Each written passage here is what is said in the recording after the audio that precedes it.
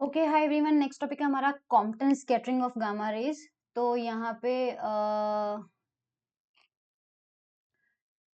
देख लो, Compton scattering हमने UG में पढ़ा है। तो आप मेरी बीएससी की क्वांटम मैकेनिक्स की प्लेलिस्ट में जाएंगे तो वहां पे आपको फोटो इलेक्ट्रिक इफेक्ट का भी वो डेरिवेशन मिल जाएगा जो हमने इससे प्रीवियस लेक्चर में यूज किया है। उसी तरह से कॉम्पटन इफेक्ट पूरा एक टॉपिक मिलेगा और उसका जो रिजल्ट है वो हम यहाँ पर यूज कर रहे हैं। ठीक है।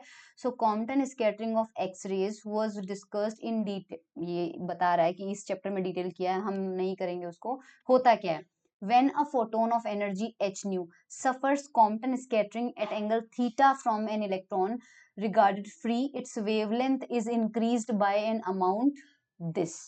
तो हमारे पास में कॉम्पटन इफेक्ट का थोड़ा सा बता देती हूँ। कॉम्पटन स्कैटरिंग में वैसे आप क्वांटम मैकेनिक्स में पढ़ लेना। एक इलेक्ट्रॉन होता है वो रेस्ट पे होता है, ठीक है। एक फोटोन उसके तरफ आता है, उसके बाद में फोटोन जो है वो स्कैटर होके इधर चला जाता है और इलेक्ट्रॉन जो होता है वो रिकॉइल होके इधर आ जाता है। अब यहाँ पे हमारे पास में सपोज इलेक्ट्रॉन जो होता है वो थीटा एंगल पे आ जाता है, और या फिर मान लीजिए फाई एंगल जो भी है, इंसिडेंट या स्कैटर्ड फोटोन के बीच का एंगल अपन देख लेंगे। एंगल कौन सा बता रहा है?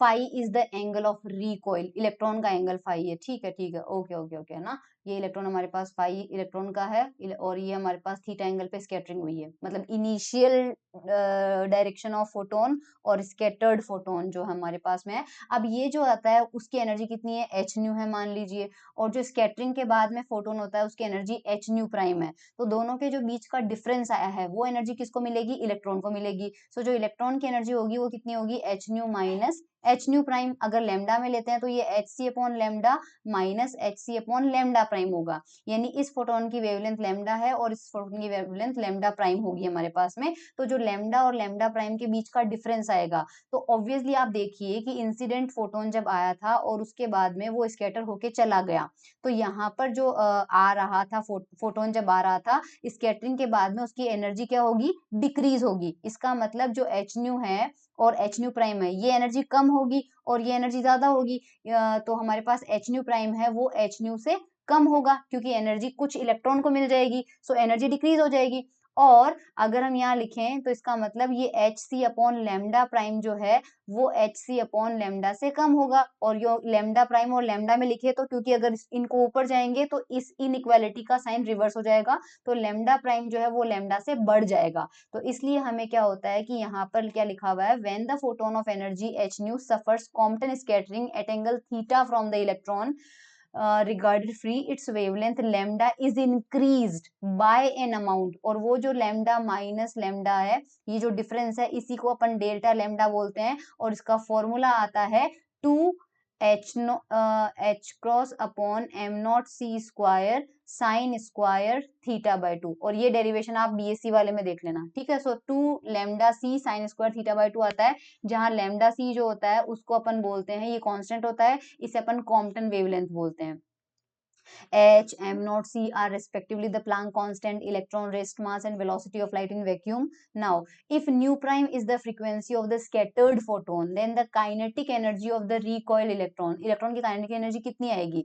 जितना फोटोन की एनर्जी में कमी होगी, फोटोन की एनर्जी में कमी कितनी आएगी? H nu minus h nu prime. इसे अपन बोल सकते हैं ई गामा माइनस ई गामा प्राइम, और यही इलेक्ट्रॉन की काइनेटिक एनर्जी होगी। तो the recoil energy depends on the direction also. और जो रिकॉइल एनर्जी रिकॉइल इलेक्ट्रॉन है उसकी जो एनर्जी है वो डायरेक्शन पर भी डिपेंड करती है कि कौन से डायरेक्शन पे हुआ है। तो हम फाई एंगल बोल रहे हैं, एंगल ऑफ रिकॉइल, है ना, उस एंगल को अपन फाई ले रहे हैं। फाई कौन सा एंगल होगा? ये इंसिडेंट फोटोन आया, यहाँ पर इलेक्ट्रॉन था और ये स्कैटर्ड फोटोन चला गया।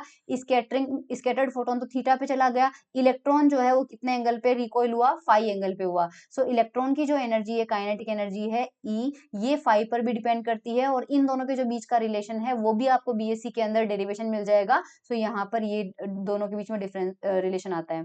cot phi is equals to 1 plus alpha tan theta by 2, जहां पर अल्फा होता है h nu upon m nought c square. ये भी बीएससी के डेरिवेशन में आपको मिल जाएगा, ठीक है, क्वांटम मैकेनिक्स में। नाउ काइनेटिक एनर्जी का जो फॉर्मूला होता है वो हमारे पास ये आता है, और ये इसका भी डेरिवेशन बीएससी में है, इसका भी डेरिवेशन हमने सिर्फ बीएससी के अंदर कर रखा है, सो मैं यहाँ पर नहीं करवा रही हूँ। अब यहाँ पे अपन को क्या करना है, अगर मुझे काइनेटिक एनर्जी की मैक्सिमम वैल्यू चाहिए तो अपन क्या कर सकते हैं, यहाँ पर ये जो कॉस स्क्वायर इसकी वैल्यू है, इसकी जब मैक्सिमम वैल्यू अपन को मिलती है सो अपन को बैकवर्ड स्कैटरिंग मिलती है। बैकवर्ड स्कैटरिंग का मतलब है कि फोटोन ऐसे गया और वापस लौट के पीछे आ गया, तो उस कंडीशन में थीटा की वैल्यू अपने पास कितनी हो जाएगी, फॉरवर्ड स्कैटरिंग में 0 होती है और बैकवर्ड स्कैटरिंग 0 से लेके पाई तक हमारे पास जाती है। फॉरवर्ड स्कैटरिंग में हमारे पास थीटा इक्वल टू 0 हो जाएगा, और थीटा की वैल्यूज की बात अपन कर रहे हैं। ओके यहाँ पर इन्होंने थीटा की value, I don't know, they I think they have missed the mistyped something, क्योंकि इन्होंने सिर्फ कॉस स्क्वायर फाई के टर्म्स में लिखा है। एनीवेज देख लेना आप बीएससी वाला, the maximum energy of the recoil electron, ये बस ध्यान रखना कि जो मैक्सिमम एनर्जी मिलती है वो फाई इक्वल टू 0 पर अपन को मिलती है। यहाँ पर इस फॉर्मूले में फाई इक्वल टू 0 पर इलेक्ट्रॉन की मैक्सिमम काइनेटिक एनर्जी मिलेगी। सो कॉस स्क्वायर फाई हो जाएगा 1, यहाँ पर कॉस स्क्वायर फाई हो जाएगा 1, तो हमें क्या मिल जाएगा, इधर मिल जाएगा ऊपर 2 अल्फा एच न्यू, नीचे हमें 1 प्लस अल्फा का whole square, A plus B का square, so A square plus B square plus 2ab, और फिर ये माइनस का अल्फा स्क्वायर, माइनस का alpha square, so alpha square से अल्फा स्क्वायर कैंसिल आउट हो जाएगा, जो रिमेनिंग पार्ट है ये आ जाएगा हमारे पास। ये इसके कॉम्प्लेक्स स्कैटरिंग में हमारे पास मैक्सिमम काइनेटिक एनर्जी आ गई। Now as alpha becomes very large, अगर अल्फा ज्यादा होगा तो उस कंडीशन में हमारे पास एच न्यू की value m nought c square से बहुत ज्यादा हो जाएगी। क्यों हो जाएगी, क्योंकि अल्फा क्या था, हमने पास अल्फा था, ये देखो अल्फा था h nu upon m nought c square, देखो आपके पास अल्फा था h nu upon m nought c square. So as alpha becomes very large, अगर अल्फा बहुत ज्यादा हो जाएगा तो आप कह सकते हो कि एच न्यू जो है वो एम नॉट सी स्क्वायर से बहुत ज्यादा बड़ा हो जाएगा।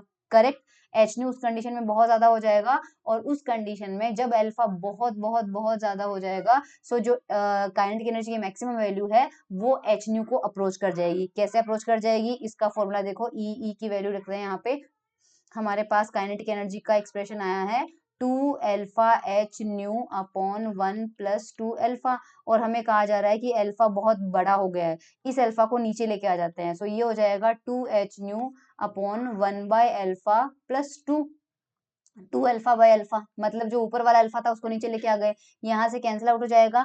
अगर अल्फा बहुत ज्यादा है, टेंस टू इन्फिनिटी समझ लो एक बार, तो ये वाला टर्म इग्नोर कर देंगे, यहाँ पर बच रहा है 2, 2 से 2 कैंसिल आउट हो जाएगा, और ये वैल्यू किसके इक्वल आ रही है, एच न्यू के इक्वल आ रही है। सो इसकी जो मैक्सिमम वैल्यू आ रही है वो हमारे पास फोटोन की सारी एनर्जी जो है इलेक्ट्रॉन ले लेगा। ठीक है, now Klein and Nishina were the first to develop the theory for calculating the cross section. अब हमारा न्यूक्लियर फिजिक्स पिक्चर में आता है, अब तक हम क्वांटम मैकेनिक्स में कॉम्पटन फॉर्मूला पढ़ रहे थे, अब क्रॉस सेक्शन की बात करते हैं।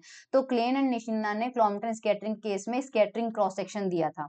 तो कॉम्पटन स्कैटरिंग क्रॉस सेक्शन पर इलेक्ट्रॉन जो था वो हमारे पास में उन्होंने एक फॉर्मूला दिया था कि ये जो रिलेशन होता है यहाँ पर इसका और इसका, ये ध्यान रखना। देखो क्या रिलेशन बताया उन्होंने, उन्होंने ये कहा था कि कॉम्पटन स्कैटरिंग की वजह से, कॉम्पटन में भी तो यही हो रहा है कि इलेक्ट्रॉन यहाँ पे है और इंसिडेंट आपके पास में फोटोन आ रहा है ना, और उस फोटोन के साथ इलेक्ट्रॉन का इंटरेक्शन हो रहा है, जिसे अगर आप अब्जॉर्प्शन के टर्म में लें, अब्जॉर्प्शन के टर्म में लें तो इसके corresponding absorption coefficient mu c हो जाएगा, सी फॉर कॉम्पटन।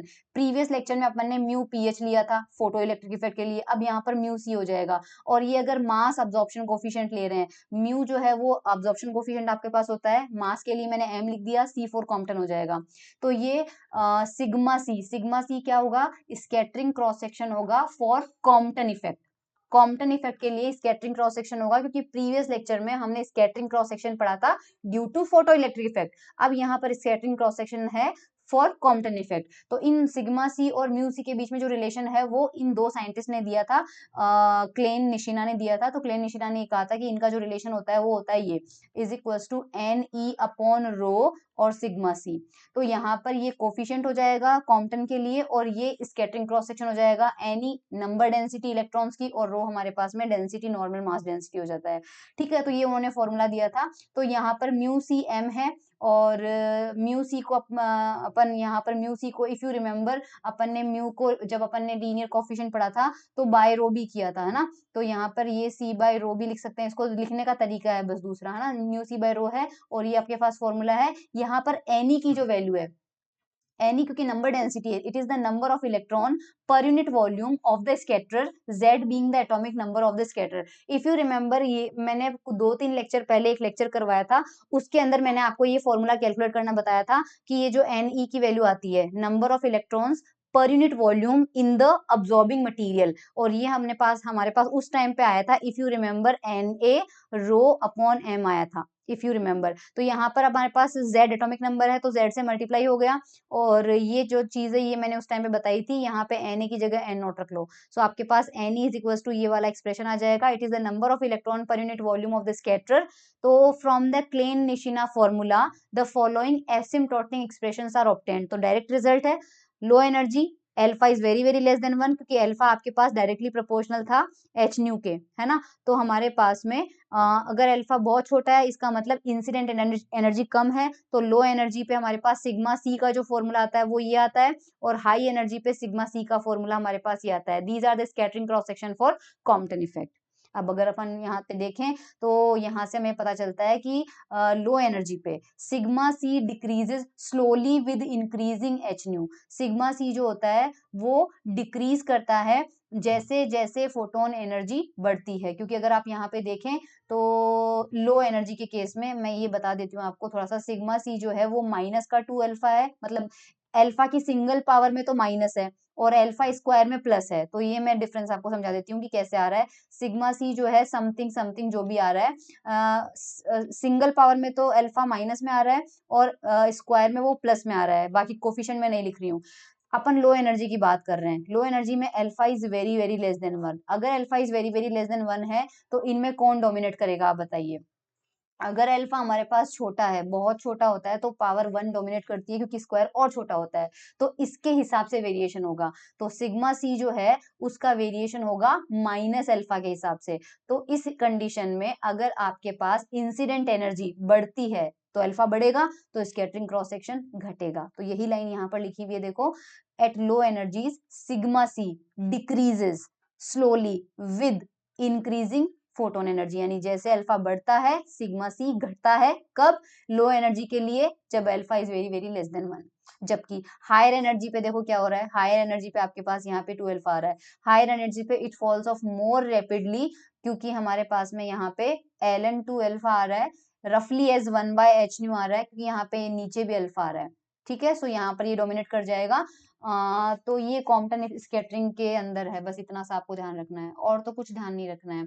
यहाँ पर ग्राफ देख लो एक बार, ये ग्राफ प्रीवियस लेक्चर में मैंने म्यू वर्सेस फोटोन एनर्जी है, और ये म्यू 3 टाइप के होते हैं, फोटोन एनर्जी, ये फोटो इलेक्ट्रिक इफेक्ट के लिए होगा, कॉम्पटन इफेक्ट के लिए होगा, और पेयर प्रोडक्शन के लिए होगा। फोटो इलेक्ट्रिक इफेक्ट के लिए ग्राफ बनेगा ये वाला, फोटो इलेक्ट्रिक इफेक्ट के लिए ग्राफ बन रहा है जो मैं ब्लू लाइन से कर रही हूँ, ये देखो इस तरह से फोटो इलेक्ट्रिक के लिए बना था। ठीक है, इसी ग्राफ के अंदर जो कॉम्पटन होगा वो ये वाला है।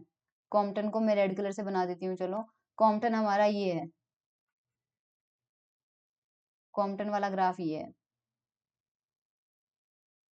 ठीक है, तो इसके बाद हम जो पढ़ेंगे कॉम्पटन स्कैटरिंग के बाद में, वो पेयर प्रोडक्शन होगा, और जो पेयर प्रोडक्शन का होगा उसे मैं बना देती हूँ ब्लैक से। पेयर प्रोडक्शन का ये होगा, ये वाला, ये म्यू पी होगा, और इन तीनों का टोटल ये वाला हो जाएगा, ये इन तीनों का टोटल आ जाएगा, है ना। तो ये वाला ग्राफ भी आपके लिए बहुत इंपॉर्टेंट है। सो कॉम्पटन स्कैटरिंग हमारा डन हो गया। ठीक है।